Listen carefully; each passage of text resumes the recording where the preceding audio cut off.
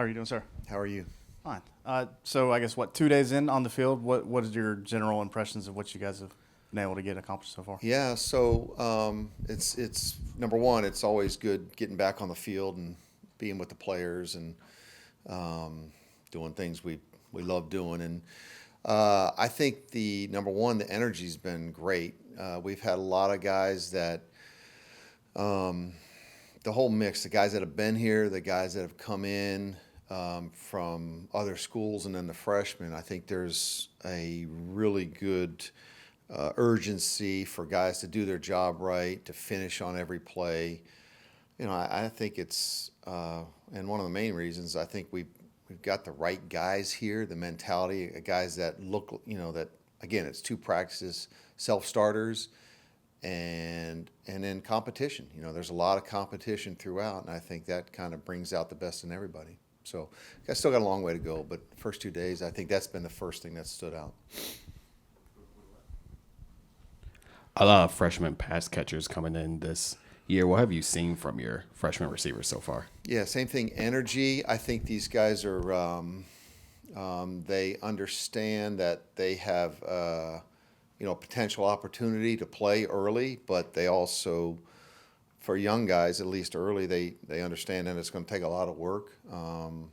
They're very conscientious. They study hard. They're asking questions. I think the learning curve. There's going to be a learning curve, especially when you get into the SEC. So it's just a matter of who can not just the mental part of it, but learn the fastest and understand how defensive backs are going to play you and have to get off the line of scrimmage in bump and run situations. So, but they can run. They have good quickness. They've shown that, and the ability to catch the ball, and all that stuff will hopefully continue to on the what we've seen the first couple days. Got a few changes on the offensive line, lost a center most notably. What have you seen from that group and just some of the combinations through a couple practices? Yeah, I think, again, the guys that we brought in, Boaz and RJ, I think are guys that are very conscientious. I think they, same thing, they're working hard to put their best foot forward in just in all aspects of their game.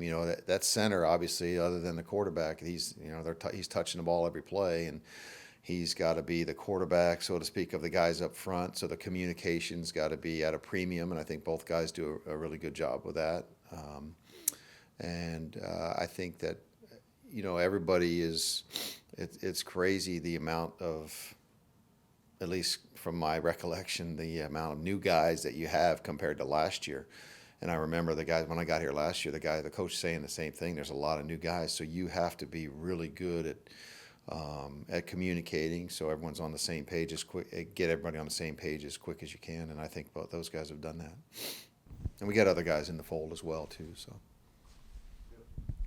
With Lenoris, what are some of the things you're hoping that he's able to get accomplished this spring? Is there sort of a checklist of things, or is it just kind of business as usual with him? Well, I think number one, our goal is to pick up where we left off at the end of the year, not at the start of the year, and just we looked at some things in the off season that mentally and physically, kind of looking at defenses and getting your eyes in the right place a little bit quicker, and making sound decisions quicker, and things like that. And then also now, because of the newness of the young receivers and the guys up front, whether or not they're rising freshmen or underclassmen, or the guys coming from the portal, there's just getting a feel for how everybody communicates, reacts, plays. And in the meantime, I do think that he has done a good job. And yet he still has a lot to learn too. Just every position, but especially quarterback. There's so many different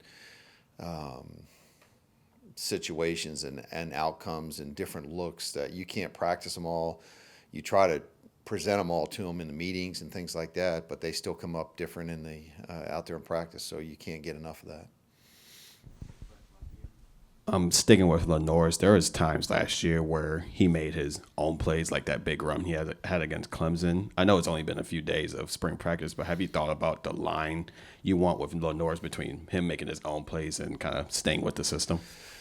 Yeah, so I just think getting back to the last question as well, the processing that every quarterback has to do every single play. The faster you can process and make good decisions with the football, the less you may have to run with the football. Now as we've seen last year, he's really he's a pretty good runner.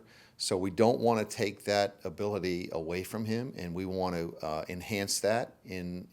But we want to do it on our own terms, not because, well, maybe I didn't quite understand the read, or I didn't see this, or I'm late on doing that. Now I have to run. We want him to run because he wants to, not because he has to. I think there were some times where we did both last year, and he did a great job with that. But obviously we want to have him upright and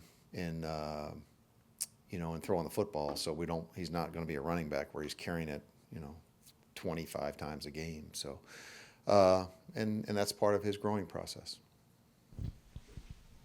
Aside from just making sure someone knows the playbook better, how do you practice and rep processing and getting someone to be a better processor? Yeah, so you just talk about it constantly. You show looks in the meeting rooms of other quarterbacks doing it, maybe on other teams. You talk about looks of yourself doing it, and maybe it's you're having Lenore's watch himself on this play and just say, hey, well, now if we had this play in that same exact look, what are you doing? And and have as many type of things that you can put them through. Walk through stuff out there without the defense and just talk through it. So all those different, meeting rooms, get them on the blackboard, talk about it, ask questions, watch tape doing it, walkthroughs out on the field, practicing out on the field. I think as many times as you can do and say that. Now we want to have we have a set of rules obviously for every play. And because you can't go through all the situations, those rules are set up basically to respond in a positive way when things aren't the way the coach said, or they aren't the way it was drawn up. And so you want him reacting positively along those guidelines. And then you throw in the fact that you have a guy like him who can create on his own, then that becomes like, icing on the cake, so to speak.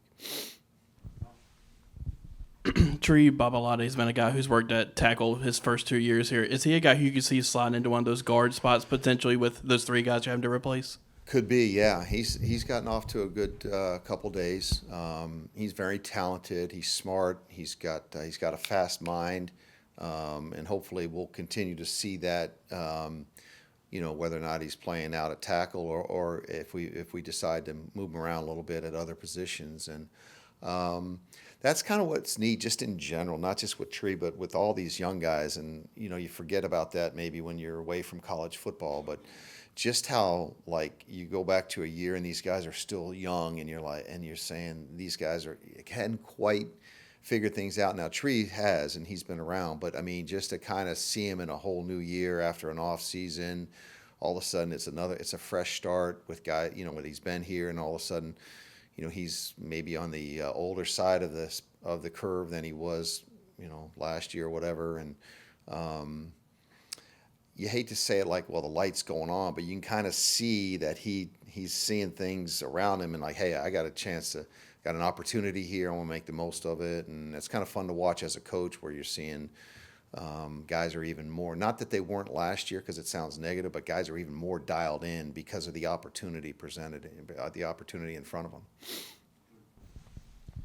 For a lot of these guys, your playbook is completely new. How much were you able to install things during the bowl week, and how long? Do you expect spring ball to almost be installing your playbook and getting everyone up to speed?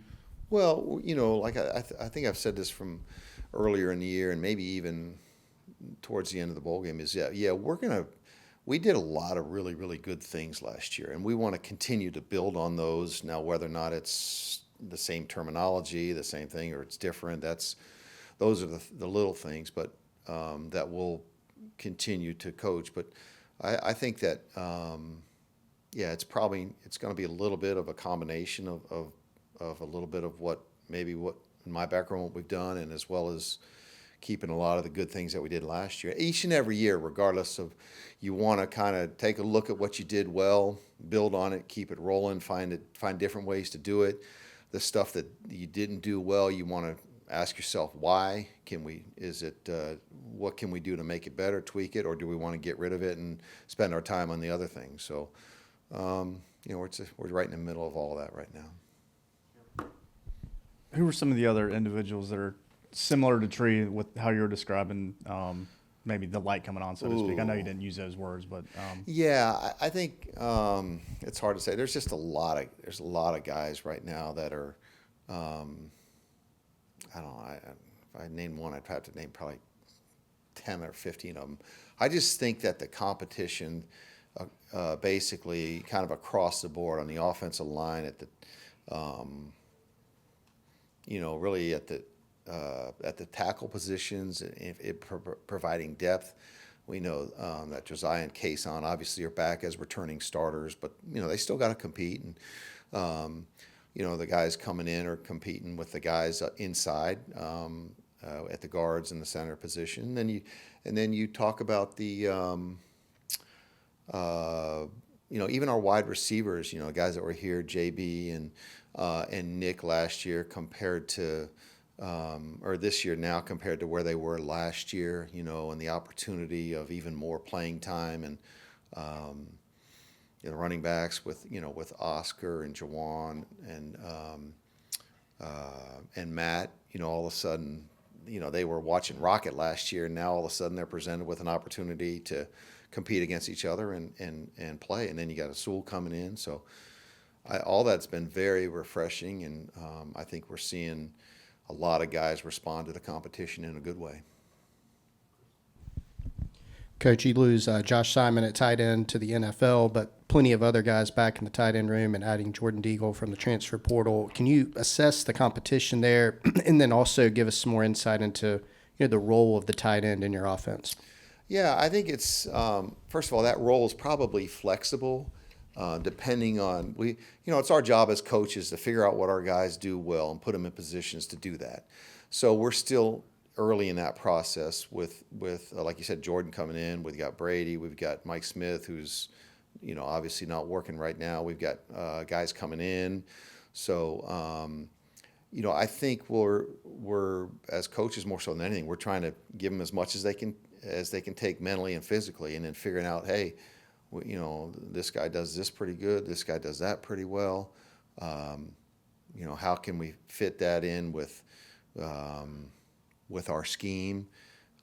And then, but that's the beauty of spring balls. You got time to do that, and each and every day, you kind of push the envelope a little bit, give them a little bit of a few more things to think about, to look at, to perform, and then go from there. So that is another position too, where the competition is going to be good, and it's going to get better when those other guys come in and get healthy. Coming in, was there any, before you even started with spring practice, was there any major or just tweaks in general you wanted to see from in your offense before anything starts?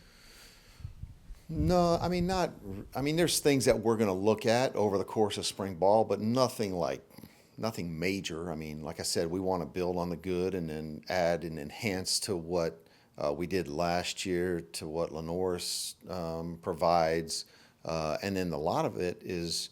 After that, it's just finding out what all these new guys, whether or not they're young guys that didn't get a lot of reps last year, or the new guys coming in, see what they can do well. And I think we have to be a little careful. Again, this is probably just my opinion based on being back in college football for basically just a little over a year now. I think you have to be careful because of all the newness and the guys coming in, of trying to do too many different things early, like schematically, and then wasting time doing them and then all of a sudden you get to the fall and you don't do them at all because you didn't like them. I'd rather do stuff that we know is kind of going to be our bread and butter stuff for next year, things that we can feel like we can hang our hat on, even though that still can change, but stuff that they've done well, and just really build a foundation in spring ball of the things that we know we're going to carry into the fall, and then that other stuff can get added later on in practice. We're not wasting time kind of looking at a bunch of stuff and then not getting good at the stuff we know we're going to be doing in the fall. All right. Thank you, Mike. Okay, thanks a lot, you guys.